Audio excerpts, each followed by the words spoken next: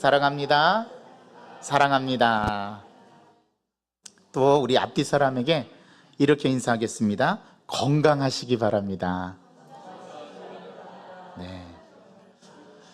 요즘에 아프신 분들이 참 많은 것 같아요. 육신의 건강도 중요하지만 영적인 건강도 중요하고 또 우리 마음의 건강도 중요합니다. 여러분들이 건강하시기를 진짜 바라고 또 온전한 건강으로 여러분들이 하나님 앞에 서는 그날이 오기를 바랍니다. 어느 대학교 강의 시간에 있었던 일입니다. 교수가 학생들과 함께 토론을 벌이는 가운데 있었던 하나의 이야기를 소개할까 합니다. 교수와 한 학생이 열띤 토론을 벌였습니다. 이 교수는 불가지론자, 즉 신앙이 없는 사람이고 이 학생은 믿음이 강한 아주 신앙이 있는 그러한 학생이었습니다. 냉철하고 예리한 교수의 질문과 학생의 냉철하고 예리하게 답하는 학생의 말이 참으로 일품이었는데요. 오늘 토론을 벌인 주된 요지는 신앙과 불신앙에 대한 것이었습니다. 저는 이 일화를 대화의 형식으로 한번 여러분들에게 소개할까 합니다. 한번 여러분 들어보십시오. 교수가 묻습니다. 자네는 크리스천이지? 네, 교수님. 그래, 자네는 신을 믿는가? 물론입니다. 그래, 신은 선한가? 신은 전능한가? 그럼요. 내 동생은 신께 고쳐달라고 기도했지만 암으로 죽었네. 대개의 사람들은 누군가에게 아플 때 도와주려 하지. 하지만 신은 그러지 않았네. 이런데도 신이 선한가? 그러자 학생은 침묵한다. 대답을 못하는구. 그럼 다시 묻지. 젊은이, 신은 선한가? 네. 그럼 사탄은 선한가? 아닙니다. 사탄은 어디서 태어났지? 하나님에게서부터지요. 그렇다네. 그러면 말해보게. 세상에 악이 있는가? 네. 악은 어디에나 있지. 그렇지 아니한가? 그리고 신은 모든 것을 만들었지. 맞는가? 네. 그렇다면 악은 누가 만들었는가? 학생은 대답하지 않는다. 세상에는 아픔, 부도덕, 추함 등의 추악한 것들이 존재하지. 그렇지? 그렇습니다, 교수님. 그렇다면 누가 그것들을 만들었나? 역시 학생은 대답하지 않는다. 과학은 사람이 세상은 인지하는 데 5가지 감각을 사용한다고 하지. 그렇다면 대답해보게 젊은이. 신을 본 적이 있는가? 못 봤습니다, 교수님. 그렇다면 신의 목소리를 들어본 적이 있는가? 아니요. 그렇다면 신을 느끼거나 맛보거나 냄새 맡은 적도 없는가? 신을 어떠한 감각으로도 인지한 적이 없는가? 아니요, 없습니다, 교수님. 그런데도 자네는 아직 신을 믿나? 네. 과학은 경험적이고 실증적인 논증으로 신이 없다고 말하네. 자네는 이것을 어떻게 생각하는가? 학생이 대답한다. 저는 단지 믿음이 있을 뿐입니다. 그래, 믿음. 그게 과학이 가지지 못한 것이지. 학생이 이번에는 묻습니다. 그런데 교수님, 세상에 열이란 것이 있습니까? 물론이지. 그러면 차가움이라는 것도 있겠지요? 그렇다네. 그러자 학생이 반박한다. 그러지 않습니다, 교수님. 그런 것은 없지요. 강의실은 이 반전의 순간 정막이 흘렀다. 교수님, 많은 열, 더 많은 열, 초열, 백열, 아니면 아주 적은 열이나 열의 부재는 있을 수 있습니다. 하지만 차가움이란 것은 없지요. 영하 273도의 열이 부재 상태로 만들 수는 있지만 그 이하로 만들 수는 없지요. 차가움이란 없기 때문입니다. 차가움이란 단어는 단지 열의 부재를 나타낼 뿐이지 그것을 계량하거나 계축할 수는 없지요. 열은 에너지이지만 차가움은 열의 반대가 아닙니다. 그렇지 않습니까, 교수님? 그저 열의 부재일 뿐이지 않을까요? 강의실은 쥐죽은 듯 교회했다.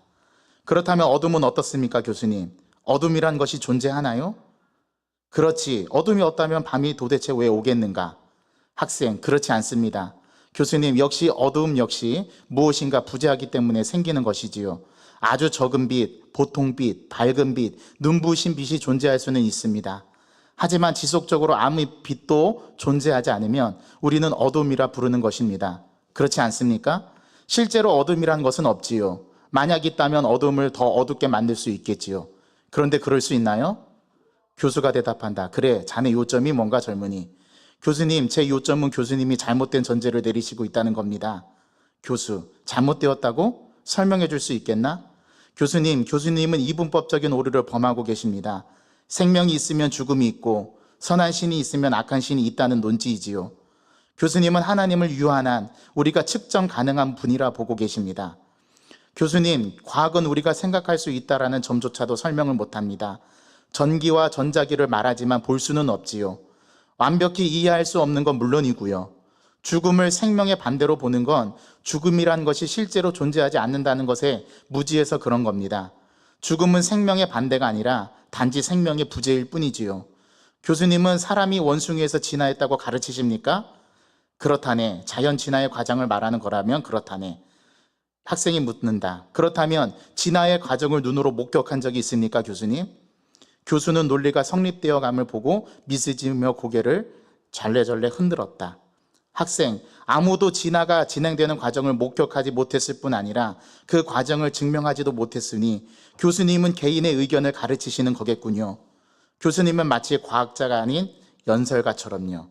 강의실이 웅성이기 시작했다. 이 강의실에 교수님의 뇌를 본 사람이 있나요? 강의실 여기저기서 웃음이 터져 나왔다. 학생이 다시 묻는다. 여기에 교수님의 뇌를 듣거나 느끼거나 맛보거나 냄새 맡은 적이 있는 분 있습니까? 아무도 그런 적이 없는 것 같군요. 그렇다면 과학은 경험적이고 실질적인 논증으로 교수님의 뇌가 없다고 말하는군요. 그렇다면 교수님의 강의를 어떻게 신뢰할 수 있겠습니까? 강의실은 고요했다. 교수는 심오한 표정으로 학생을 응시했다. 그리고 교수는 그 학생에게 대답했다. 그렇군. 사실을 믿는 수밖에 없겠군, 젊은이.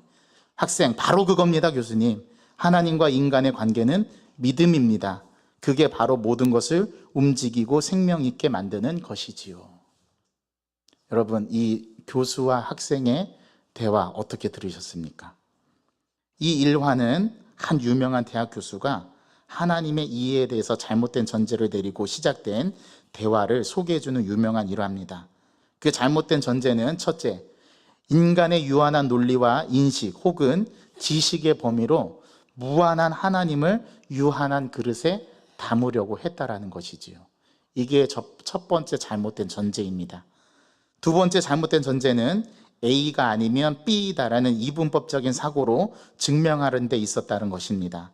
하나님의 생각에 그 대한 교수의 논증적이고 과학적이고 논리적인 분석은 참으로 예리했으나 유한성과 무한성에 대한 기본적인 개념에서 그 잘못된 전제의 잣대로 하나님의 인식에 도달하려고 했던 그 교수의 허점을 또한 학생이 예리하게 뒤집어낸 것이죠.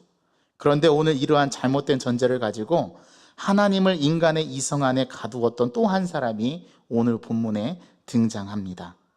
잘못된 전제를 가지고 하나님을 인식하고 온전하게 이해할 수 있다고 믿었던 사람이었죠. 오늘 성경은 그 사람이 바로 사마리아 지역에서 만난 한 여인이라고 소개하고 있습니다. 예수님께서 사마리아 지역을 관통해서 가시고 있었습니다. 그때 한 여인을 우물가에서 만나게 되죠. 우리는 이름하여 이 우물가에 만난 여인을 수가성 여인이라 부르기도 하고 예수를 만난 사마리아 여인이라 부르기도 합니다. 오늘 본문은 저와 여러분들이 아주 잘 알고 있는 말씀이고 오늘 또 우리가 봉독한 말씀 가운데는 제가 예배 시작 전에 예배의 부름, 컬투 워십을 할 때 인용했던 성경의 구절이 나오는 요한복음 4장 24절 너무나 유명한 구절이 나오는 말씀이기도 합니다. 우리 예수님께서 가시는 곳은 항상 always라고 할 만큼 말할 수 있을 만큼 다양한 사건들이 벌어지곤 했습니다. 예를 들자면 성경에 보면 앉은뱅이가 일어서기도 하고요. 못 보던 맹인이 두 눈이 뜨여져서 보는 그러한 역사적인 일들, 그러한 기적의 일들도 일어났고 심지어는 죽은 자도 살아났죠. 나사로를 살리시고 소녀가 죽은 그 소녀의 손을 잡아 일으키시면서 달리다고 하니까 그 소녀가 일어나는 이런 엄청난 놀라운 기적의 사건이 벌어졌던 게 예수님께서 가시는 곳마다 있었던 사건입니다. 벙어리가 말을 하게 되고 앉은뱅이가 일어서게 되고 못 듣는 자가 듣게 되고 못 보는 자가 보게 되는 것, 이것이 이사야 선지자가 예언했던 메시아가 오시면 일어나겠다라고 했던 예언의 말씀이 예수님에게서 그대로 실현되죠. 오늘 그 예수님이 우물가에서 한 여인을 만나게 되는 겁니다. 그 사마리아 여인, 수가성 여인을 만나게 된 거죠. 예수님에 대해서 조금이라도 알고 있는 사람이라면 이렇게 나열해 본 일들의 이의를 제기한 사람이 없을 줄 압니다. 그 예수님께서 오늘 본문에 사마리아 지역을 지나가게 되시면서 그 여인을 만나게 된 거죠. 여러분, 사마리아 지역은 유대인이 거의 가지 않는 지역이에요. 왜 그렇습니까? 사마리아 사람들과 유대인들의 관계는 해묵은 감정이 있습니다. 그래서 유대인들은 이방인들을 취급하는 자세로 사마리아인 사람들을 이방인 취급했고, 더 심하게는 그들을 개처럼 여기는 그런 취급을 받기도 했었던 자들이 바로 사마리아 사람들이었죠. 오늘 그런 곳에 예수님께서 가셨다라는 것, 이거는 보통 일이 아니라고 생각해 볼 수 있겠습니다. 그 사마리아에는 많은 도시도 있었고 많은 마을도 있었지만 그 가운데 수가라는 동네에서 우리 예수님께서 들어가셨고, 거기에서 한 여인을 만나게 됩니다. 그런데 그 수가라 하는 그 동네는 야곱이 그 아들 요셉에게 준 가까운 땅이 있었고, 거기에는 야곱의 우물들이 있었다라고 우리가 오늘 읽지는 않았지만 이 4장 첫 부분에는 가르쳐 주고 있어요. 뭐 요셉이 누구이고 야곱이 누구인지 정도는 다 아시리라고 생각해서 오늘 여기서는 더 말씀드리지 않겠습니다. 그런데 오늘 본문에서 예수께서 가신 지역에서 한 가지 사건이 벌어집니다. 예수님께서 지나가시다가 좀 피곤하셨던 모양이에요. 마침 우물 곁에서 피곤한 몸을 쉬기 위해서 앉아 계셨는데 그때가 6시쯤 되었다라고 4장 첫 단락은 가르쳐 줍니다. 우리 시간으로 유대 시간을 정확하게 환산하면 유대인 시간법에 6시간을 더해주면 되는데요, 우리 시간으로는 6시면은 그 당시에는 대낮, 정오, 12시를 가리킵니다. 아주 덥고 햇살이 가장 강하게 내리쬐는 그 시간이었죠. 그때 예수님께서 지치셔서 우물가에서 기대어서 쉬고 계셨는데, 그때 사마리아 여자가 물을 기르러 와서 예수님이 그 여자에게 물을 달라고 요청합니다. 자, 누가 물을 달라고 요청했다고요? 예수님이. 누구에게요?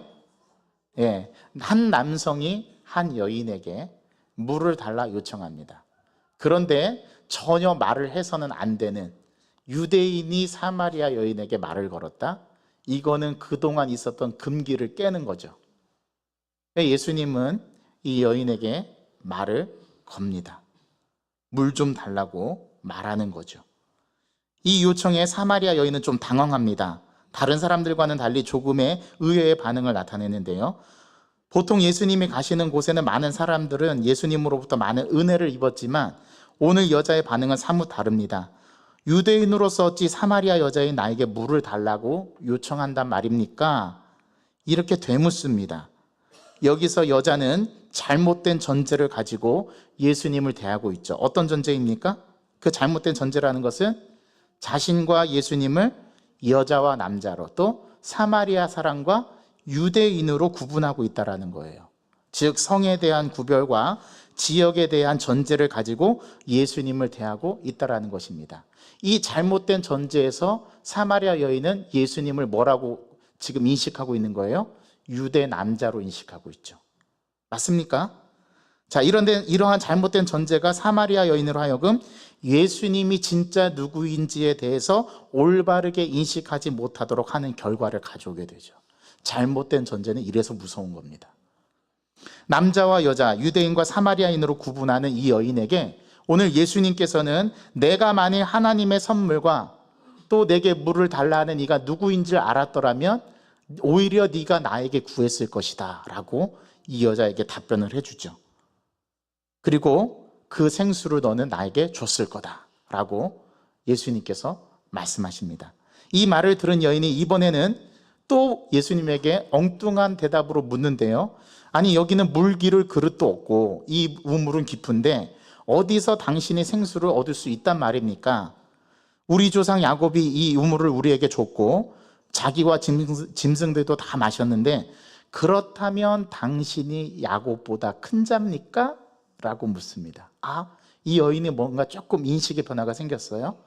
예수님이 네가 물을 달라는 사람이 누구인지 알았더라면 네가 나에게 물을 줬을 뿐만 아니라 오히려 네가 나에게 물을 구했을 건데 네가 나를 알아보지 못하는구나, 그렇게 얘기했을 때 그러면 당신이 야곱보다 더 큰 자냐고 묻습니다. 이제는 조금 인식이 유대인에게서 누구에게로 달라지고 있죠?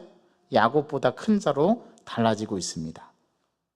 여인의 잘못된 전제로 시작했던 대화의 내용은 점점 여인이 예수가 누구인지를 알아가는 것처럼 그려지고 있습니다. 처음에는 유대인으로 알았지만 이번에는 유대인에서 야곱보다 더 큰 자로 발전하죠. 유대인은 아주 포괄적인 불특정 다수를 말합니다. 그러나 야곱보다 더 큰 자는 유대인이라는 개념보다는 조금 더 좁혀서 그 범위에서 말하는 특정한 사람, 특정 인물을 지칭한다는 점에서 여인의 인식을 보다 더 발전한 것으로 보여주고 있죠. 그러나 여인의 잘못된 전제는 계속해서 예수가 누구인지를 아직 깨달아가지 못하도록 방해하고 있습니다. 재미있는 것은 우리가 읽어나가는 이 본문에 있어서 영화로 비유하자면 인물들이 영화의 장면을 이끌어가는 것이 아니라 대화가 이 장면을 이끌어가요. 되게 재미있죠? 즉 대화의 주제가 이끌어가고 있음을 우리는 발견하게 됩니다. 그리고 그 대화의 핵심 주제는 뭐죠? 물입니다. 그런데 이 물을 통해서 뭐가 일어나요? 알미 일어나요. 어떤 알미 일어나요? 당신은 단순한 유대인이 아니라 야곱보다 더 큰 자일 수도 있겠다라는 새로운 알미 일어나죠. 예수께서 당신이 야곱보다 더 큰 자입니까? 라고 묻는 질문에 예수는 그렇다라고 대답하는 것이 아니라 마치 동문서답하듯이 이렇게 말씀합니다. 이 물을 마시는 자는 영원히 목마르려니와 내가 주는 물을 마시는 자는 영원히 목마르지 아니하리라 라고 그렇게 말씀하고 있습니다. 그러자 여인이 그런 물을 내게도 주세요 라고 이제는 뻔뻔스럽게 여자가 예수님께 물을 달라고 요청하네요. 요까지가 바로 우리가 오늘 봉독한 단락 앞에 있었던 한 예화 에피소드입니다. 그렇게 여인이 물을 달라고 요청하니까 예수님께서 그 요구를 들어주셔야 되는데 전혀 다른 문제로 이 여인에게 대답합니다. 가서 남편을 불러와라. 생뚱맞죠? 아니 물을 달라고 했으면 물을 주면 될 거 아닙니까? 그랬더니 예수님께서 이 여인에게 가서 네 남편을 불러와라. 그랬더니 여인이 뭐라고 대답합니까? 나는 남편이 없는데요. 그러자 예수님께서 뭐라고 말씀하시냐면 신기한 대답을 해주는데요. 그래, 네 말이 맞다. 네가 남편이 없다는 말이 맞다. 너에게는 남편이 5이나 있었으나 지금 그 남편은 네 남편이 아니라 지금 있는 남편도 내 남편이 아니다 라고 예수님께서 여인이 말하지 않은 정보를 막 예수님께서 쏟아냅니다. 그러자 이 여인이 자기의 과거를 꿰뚫어 보시는 그 예수님을 향해서 깜짝 놀라죠. 내가 보니 당신은 선지자군요. 자, 선지자라는 말은 뭡니까? 아니 어떻게 내 과거를 그렇게 잘 알고 계십니까? 제 과거는 내가 아무에게도 지금까지 말한 적이 없고 나의 이 부끄러운 과거는 말하고 싶지도 않고 아는 사람도 내 주변에 거의 없는데 당신은 나의 어떻게 이 은밀한 비밀까지 다 알고 계십니까? 그런 것을 생각할 때 이 사람은 단순히 야곱보다 큰 자가 아니라 이 사람은 선지자구나. 이 사람은 모든 미래의 일도 다 알고 꿰뚫어 볼 수 있는 이 범상치 않은 인물이구나 라는 것을 이 여인이 발견하게 됩니다. 자, 보십시오. 여인의 인식이 처음에는 예수님을 유대인으로 자신이 가지고 있는 잘못된 전제로 시작을 해서 예수님을 한 남성으로 인식을 했다가 유대인으로 인식을 했다가 그 다음에 물을 달라는 이 물이라는 것이 매개체가 되어서 대화를 나누는 가운데 새로운 알미 일어나는데 그 알은 이분은 유대인에서 이제는 야곱보다 더 큰 자로 인식하게 되죠. 그러나 야곱보다 더 큰 자에서 주제가 물에서 남편으로 바뀌게 되니까 그 남편이라는 매개를 통해서 이 여인이 어떤 알에 새롭게 도달합니까? 당신은 선지자다라는 알무로 전이가 되고 변화되게 됩니다. 즉 인식이 유대인에서 야곱보다 더 큰 자로, 야곱보다 더 큰 자에서 선지자로 점점 예수님을 알아가는 양파의 껍질이 하나씩 벗겨지는 것처럼 예수님을 올바르게 인식해 갑니다. 지금 뭐가 교정이 되는 거예요? 잘못된 인식이 교정이 되어가고 있습니다. 올바른 전제로. 그럼 이해되시죠? 그러면서 이 여인이 남편에 대한 주제에서 당신은 선지자라는 것을 깨닫게 되고 그리고 나서 이 선지자인 예수님께 질문을 하는데, 오늘 그 질문하는 세 번째 에피소드가 바로 우리가 봉독한 말씀입니다. 어떤 질문이죠? 우리 조상들은 예배해야 하는데 당신들은 저기서 예배하고 우리는 여기서 예배한다라고 하는데, 어디서 예배를 해야 됩니까? 그리고 어떻게 예배를 해야 됩니까? 예배에 대한 질문으로 옮겨갑니다. 참 오늘 대화가 이상합니다. 다 동문서답하는 것 같아요. 물로 시작을 했더니 남편에 대한 주제가 나오고, 남편에 대한 주제가 나오니까 다시 예배로 넘어가는데요. 물, 남편, 예배에 대한 질문으로 넘어갑니다. 자, 그런데 오늘 예배에 대해서 말하는 이 질문에 대해서 이 여인이 접근하는 방식은 여전히 잘못된 전제를 가지고 접근을 하죠. 여인은 이때가 기회다 여기고 예수님께 질문을 하는데, 처음에는 예수님이, 그 다음에는 여인이, 또 예수님이, 이번에는 또 다시 여인이 질문을 합니다. 번갈아 가면서 질문을 하는데, 여기서도 아직도 여인은 잘못된 전제로 접근하고 있다는 것을 발견하게 되는데요. 이렇게 묻습니다. 우리 조상들은 이 산에서 예배하였는데 당신들, 여기서 당신들은 누구죠? 유대인이죠. 유대인들의 말은 예배할 곳이 예루살렘에 있다고 하던데요. 무슨 질문입니까? 예배의 장소에 대한 질문이죠. 어디서 예배를 드리는 게 진짜 참된 예배를 드리는 겁니까? 여인이 궁금해서 예수님께 묻습니다. 아니, 우리들은 여기서 예배를 드리고 당신들은 저 예루살렘에서 예배를 드린다고 하는데, 그렇다면 우리가 진정으로 예배 드릴 장소는 어디입니까? 가르쳐 주세요. 그러면 저도 거기에 가서 예배 드리게. 이러한 말씀이 이 구절 안에 들어있다는 얘기죠. 자, 그런데 이 여인의 질문이 잘못되었다라는 거 예수님께서는 올바르게 교정해 주십니다. 뭐라고 교정해 주십니까? 예배의 장소가 문제가 아니라 진짜 고민해야 될 거는 예배의 때가 문제라는 겁니다. 그러면서 하시는 말씀이, 여자여 내 말을 믿으라. 이 산에서도 말고 예루살렘에서도 말고 너희가 아버지께 예배할 때가 이른다. 너희는 알지 못하는 것을 예배하고 우리는 아는 것을 예배한다. 아버지께 참되게 예배하는 자들은 영과 진리로 예배할 때가 오나니 곧 이때라. 자, 지금이랍니다. 그리고 뭘로 예배해야 된대요? 영과 진리로. 우리 개역 개정판에는 and로 표현했거든요. 영, 과, 그리고 진리 이렇게 했는데, 헬라의 원어에 보면은 이게 접속사 and로 되어 있지 않아요. 헬라와 카이로 연결되어 있지 않습니다. 헬라어로 보면 이건 동격이에요. 영, 곧 진리, 이런 뜻입니다. 그러니까 영과 진리 두 개로 예배하라는 게 아니라 한 가지인데, 그게 뭐냐면 영이랍니다. 영으로 예배해야 된대요. 근데 그 영이 뭐냐? 진리로 예배한다라는 겁니다. 여러분 이해되셨습니까? 그래서 예수님께서는 장소, 그 장소가 문제가 아니라 언제 예배해야 되는지, 예배할 때에 대해서 말하는데, 그때가 언제라고요? 지금이랍니다. 여러분 잘 생각해 보십시오. 예수님은 여인의 잘못된 전제에서 시작된 질문을 새롭게 교정하고 있습니다. 바꿔주고 있습니다. 예배의 장소가 문제가 아니라 예배의 때가 문제라는 것인데, 무슨 말입니까? 내 앞에 있는 남자, 네가 보고 있는 남자, 내 앞에 있는 예수가 있는 곳이 진짜 예배의 장소고, 그곳이 예배의 시작이라는 말입니다. 그래서 예수님께서는 이때라 라고 말씀하신 거예요. 여러분 어디서 예배를 드려야 됩니까? 예수가 있는 곳. 지금 네 눈앞에 있는 바로 여기가 예배의 장소라고 사마리아 여인에게 말해준 거예요. 예수님이 가시는 곳이 참되게 예배하는 장소요, 참되게 예배할 때라는 것입니다. 이 답변에 여인의 반응은 어떻습니까? 저는요 메시아 곧 그리스도가 오실 줄을 제가 아는데 그때 가면 모든 것을 그분께서 가르쳐 주신다라고 했어요.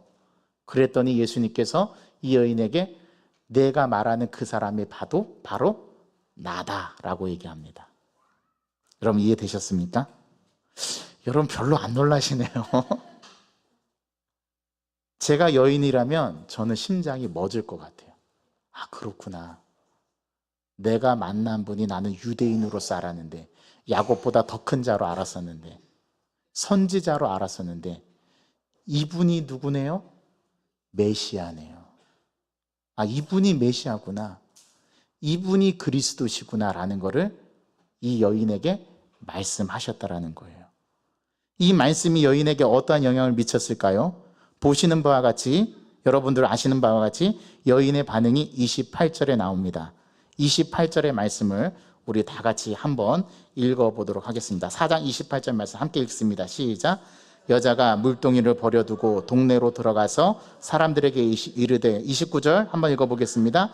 내가 행한 모든 일을 내게 말한 사람을 와서 보라. 이는 그리스도가 아니냐. 야, 놀랐습니다. 처음에는 유대인 남성으로, 그 다음에는 야곱보다 더 큰 자인가? 야곱보다 더 큰 자로, 선지자로, 그 다음에 이번에는 뭐라고 고백해요? 메시아로 고백합니다. 자, 이 여인이 예수님을 알아가는 단계, 처음에는 남성에서, 그 다음에는 유대인에서, 그 다음에는 야곱보다 큰 자로서, 그 다음에는 선지자로서, 그 다음에는 메시아로서 고백합니다. 이게 이 여인이 잘못된 전제를 가지고 시작했던 그 잘못된 전제를 예수님께서 대화 가운데 하나씩 교정을 해주시는데, 처음에는 그 교정을 해주는 그 주제의 역할을 했던 게 처음에는 물이었죠. 생수였습니다. 예수님이 진짜 생수가 되시죠. 그래서 이 여인의 목마름과 갈증을 해결해 주십니다. 두 번째는 남편에 대한 겁니다. 육신의 삶이죠. 이 여인에게는 남편이 5이 있었지만 지금 있는 남편도 이 여인의 남편이 아닙니다. 지금 있는 남편은 몇 번째 남편이에요? 6번째 남편이에요. 자, 숫자 6은 불완전하죠. 그래서 진짜 이 여인에게 남편이 필요한데 그 남편은 누구일까요? 예수님인 겁니다. 그래서 7번째, 이 예수님이 진정한 이 여인의 유일한 남편이 되어주시는데요. 그분이 누구셨어요? 메시아였습니다. 그리고 마지막에 이 여인이 진정한 깨달음을 얻게 해주는 마지막 그 촉매제 역할을 하는 게 뭡니까? 예배라는 주제예요. 예배. 이 예배를 통해서 비로소 여인이 예수 그리스도가 누구신 것을 알게 돼요. 메시아라는 것을 알게 돼요. 여러분, 우리가 신앙생활을 해가면서 한 번에 예수님을 만날 거라고 생각하시면 안 됩니다. 물론 그렇게 예수님을 급진적으로 경험하고 회심하는 분들이 있어요. 성경에는 사도 바울과 같은 인물, 다메섹으로 예수를 믿는 자들을 잡아 죽이려고, 옥에 가두려고 그들을 체포 영장을 가지고 체포하러 가다가 다메섹 도상에서 강한 빛을 만납니다. 그게 누구셨어요? 예수님이셨죠. 바울아 바울아 어찌하여 네가 나를 이렇게 핍박하느냐, 당신이 누구십니까? 그랬을 때 나는 내가 핍박하는 예수다. 거기서 예수님을 경험하고 그의 삶이 360도로 바뀌게 됩니다. 급변하는 삶을 살게 되죠. 물론 이런 회심의 과정도 있어요. 그러나 이슬비의 가랑비에 옷 젖듯이 단계마다 서서히 예수님을 경험해가고 만나는 사람들도 있습니다. 누구처럼요? 사마리아 여인처럼. 처음에 사마리아 여인은 우물가에서 이 예수를 만났을 때 처음에는 유대인 남성으로 인식을 했어요. 잘못된 전제로 시작한 거죠. 그런데 예수님과 대화를 하면서 누구로 예수님을 알아갑니까? 이 사람은 야곱보다 더 큰 자로 인식합니다. 유대인 중에서도 상위 하이 클래스, 야곱의 후손으로 인식을 하죠. 그런 다음에는 누구로 고백합니까? 선지자로 고백합니다. 그때의 선지자로 앓음을 일으키는 주제가 뭐였어요? 남편에 대한 주제였어요. 그리고 나서 예배에 대해서 얘기를 하면서 이 여인은 예수님을 진정으로 메시아라고 고백합니다. 그리고 메시아라는 것을 깨달았을 때 이 여인의 한 행동이 뭐였어요? 자신이 이고 왔던 물동이를 버려두고 그 동네에 들어가서, 야, 사람들 와보십시오. 내가 메시아를 만났습니다. 메시아로 이 잘못된 전제가 온전한 교정이 이루어졌을 때 이 여인의 삶은 360도 변화된 삶으로, 자신의 물동이를 버려둔 채 메시아를 만난 기쁨을 동네 사람들에게 가서 전하죠. 이게 예수 그리스도를 만난 사람들의 보이는 행동입니다. 여러분, 우리 예수님을 과학적으로 증명하거나 논리적으로 설명하려 할 때는 우리의 인식론적인 범주에서 오히려 잘못된 전제를 가지고 들어갈 수 있다는 것을 오늘 이 사마리아 여인은 보여줍니다. 저와 여러분들은 혹시 우리 예수님에 대한 이러한 잘못된 전제는 없는지 저희들이 한번 오늘 이 예배 가운데 이 말씀 앞에서 생각해 봐야 합니다. 그럼 예수님은 누구시죠? 제가 한 분 한 분 물어보고 싶어요. 우리 예수님은 어떤 분이십니까? 그리고 여러분들에게 예수님은 어떤 분이십니까? 교리적인 대답 말고, 여러분들이 세례 받을 때 세례 문답했던 그 예수님에 대한 대답 말고, 나에게 있어서 진정으로 예수님은 메시아인가? 구원자인가? 나는 그 구원자를 올바른 신앙의 대상으로 믿고 있는가? 하나님 앞에 자기 자신을 다 단독자로 세워서 내 인생의 삶의 여정이 지금 그 가운데 있는가? 한번 돌아보시길 바라요. 제가 왜 이 말씀을 드리냐면 우리 인생이 중요하기 때문입니다. 여러분, 저와 여러분들의 인생이 언제 끝날지 몰라요. 개인의 종말이 오든 우주적인 종말이 오든 우리 인생은 유한하기 때문에 언제 끝날지 모릅니다. 저는 이번 한 주간 그거를 경험했어요. 갑자기 금요일 날 한 집사님이 저에게 문자를 주셨습니다. 목사님, 지금 저희 오빠가 위독합니다. 지금 제가 많이 불안합니다. 곧 별세하실 것 같은데 제 앞에 두려움이 너무 큽니다. 목사님, 기도해 주세요. 제가 그거를 문자를 8시 30분에 받았어요. 그리고 나서 그 집사님에게 알겠습니다, 집사님. 제가 지금부터 기도하겠습니다. 그리고 나서 제가 집에 돌아와서 전심으로 기도를 했어요. 밤잠을 못 자가면서 기도했어요. 그리고 그 다음날 새벽 예배를 드리고 다시 문자를 확인했는데 제가 그 문자를 미처 확인을 못해요. 제 핸드폰 요즘에 고장이 나가지고 문자 수신이 잘 안 되고 전화 수신이 잘 안 돼서 부재중 전화가 왔는데도 부재중 전화가 안 찍히는 거예요. 문자가 왔는데 문자 수신이 안 돼요. 그러다가 막 한꺼번에 기지국하게 연결해서 막 한꺼번에 들어오는 때가 있습니다. 근데 10시 30분 조금 넘어서 그분에게 문자가 왔는데 목사님, 오빠께서 별세하셨다고 연락이 왔는데 제가 그걸 못 본 거예요. 그리고 나서 그 다음날 새벽에 우리 교인들과 새벽 예배를 드리면서 이분을 위해서 기도해 달라고 했는데 이미 돌아가신 후였습니다. 제가 그때 충격을 받았습니다. 아, 우리 인생은 이렇게 유한하구나. 언제 죽을지 모르는구나. 죽음의 그림자가 왔을 때 나는 어떠한 신앙으로 서 있는가가 참 중요하겠구나. 그분에게 복음의 메시지 한 번 더 들려줄 수 있었다면, 그 임종 앞에서 구원에 대한 확신을 한 번 더 내가 확인해 볼 수 있었다면 얼마나 좋았을까. 그런 생각이 제 내리 속에서 스쳐 지나가면서 제가 오늘 말씀을 준비하면서 그런 생각이 들었어요. 우리는 예수님을 어떠한 예수님으로, 참 신앙의 대상으로 우리는 지금 잘 믿고 가고 있는 것인지, 우리의 신앙이 참 중요하겠구나. 오늘 그러한 말씀 앞에서 오늘 이 본문의 사마리아 여인은 예수님을 진정으로 알아가고 만나는 그 단계가 어떻게 진행이 되는지를 잘 보여줍니다. 그럼 우리는 평생 삶을 살면서 우리는 예수님에 대해서 더 올바르게 알아가야 돼요. 하나님에 대해서 더 올바르게 깨우쳐 가야 합니다. 성령 하나님께서 나와 함께 하시면서 내 삶에서 어떻게 역사하시는지를 경험해야 합니다. 이러한 신앙이 우리들의 삶에 있어야지 우리가 좌로나 우로나 치우치지 않고 이 삶을 살아갈 때 가장 가치 있고 가장 중요한 것이 뭘까? 여러분, 돈 버는 거요. 왜 돈 버세요? 행복하게 살려고. 그럼 왜 행복하게 살려고 하세요? 더 잘 살기 위해서. 그럼 더 잘 살아서 뭐 하려고요?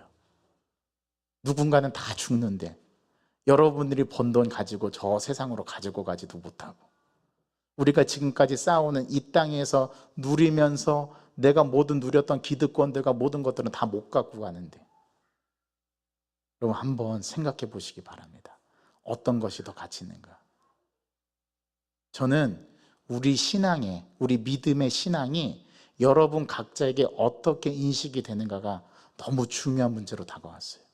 우리 영광교회 성도들은 지금 지구의 종말이 온다 하여도, 내 삶이 오늘 여기서 끝난다 하여도, 내가 천국에 대한 확신과 내가 믿는 그분에 대한 신앙이 올바르게 서 있는가?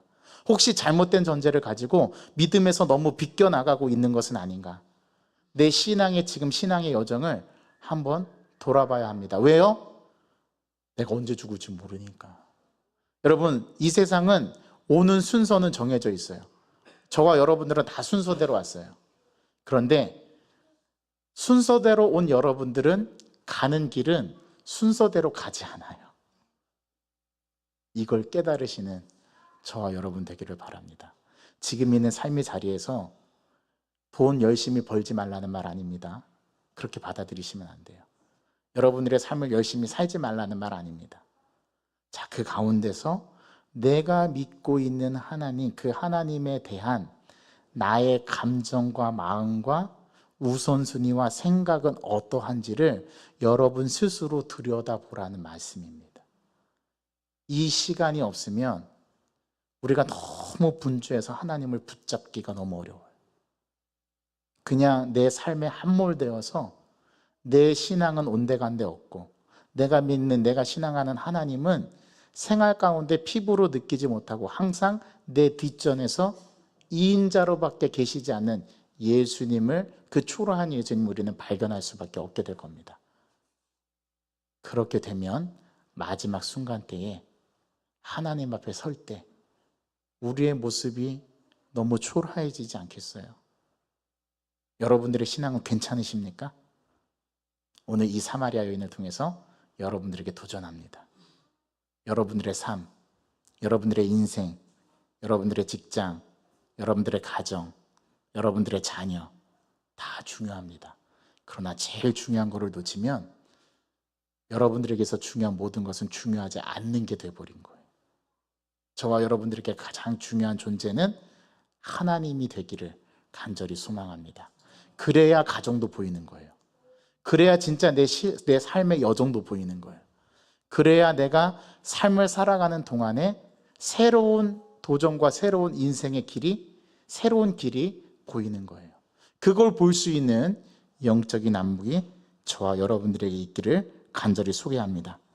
사랑하는 성도 여러분, 우리는 설교 첫 부분에 소개했던 일화에서 나오는 교수처럼, 혹은 사마리아 여인처럼 잘못된 전제를 가지고 하나님과 예수님과 성령님에 대해서 이해하고 접근하려 하는 것은 아닐까요? 혹시 우리는 인간의 이성으로 무한하신 하나님을 알 수 있다고 자신만만해하는 것은 아닐까요? 혹시 우리는 유한한 인간으로서 하나님은 우리들의 언어와 우리들의 생각 안에 담을 수 있다고 잘못된 전제의 잣대를 들이대고 있는 것은 아닐까요? 어느 철학자의 말처럼 하나님을 하나님이라고 유한한 인간의 언어로 표현했을 때 그분은 더 이상 그 순간 하나님이 아니다 라고 얘기했던 것처럼, 우리가 우리들의 유한한 모습을 가지고 하나님을 측정하겠다고 덤비는 것은 아닐지 오늘 말씀은 우리에게 가르쳐 줍니다. 이럴 때 인식의 변화가 시작되어야 합니다. 그 방법을 오늘 성경은 대화라고 말해주고 있고, 성경 말씀과의 대화, 또 하나님과의 대화를 통해서, 기도를 통해서, 성령님과의 만남을 통해서 우리의 잘못된 전제를 바로잡고 새로운 인식의 단계로 나아갈 수 있기를 바란다고 오늘 성경은 우리에게 가르쳐주고 있어요. 그러한 삶이 되시기를 주님의 이름으로 간절히 소망합니다. 하나님 아버지, 오늘 본문은 예수님을 처음에는 유대인으로서, 그 다음에는 야곱보다 더 큰 자로서, 그 다음에는 선지자로서, 마지막에 결국에는 잘못된 전제를 깨트리고 예수님을 메시아로 고백한 진정한 참 이해에 도달했던 사마리아 여인처럼 저희들의 삶의 모든 순간순간마다 내가 믿고 신앙하는 예수님, 내가 믿고 또 예배하는 그 하나님, 또 나와 함께 동행하시며 나의 삶 가운데 역사하시는 그 성령 하나님을 제대로 올바르게 인식하고 있는지 오늘 이 말씀을 통해서 깨우쳐 보길 원합니다. 하나님, 우리에게서 가장 중요한 것을 올바르게 붙잡지 않는다면 가장 중요한 놓치는 삶을 살게 된다라는 것, 그것이 오늘 사마리아 여인이 보여주는데, 우리도 물동이를 버려두고 우리가 참된 하나님 이해에 도달해서 하나님을 올바르게 인식하고 우리의 잘못되고 왜곡된 신앙에서 벗어날 수 있는 그런 참 신앙으로 나아갈 수 있는 저희들의 신앙 되게 하나님이 도와주옵소서. 이번 한 주간 이것을 씨름하고 나아갈 때 주님께서 우리를 가르치시고 깨우쳐 주셔서 참된 하나님에 대한 올바른 이해에 도달할 수 있도록 도와주시옵시고, 그러한 부단한 진지한 싸움이 우리 한 주간의 삶 속에서 벌어질 수 있도록 하나님 우리들을 인도하여 주옵소서. 예수 그리스도의 이름으로 감사하며 기도하옵나이다. 아멘. 우리 다 같이 자리에서 일어나셔서 오늘 주신 말씀을 가지고 하나님 앞에 우리 찬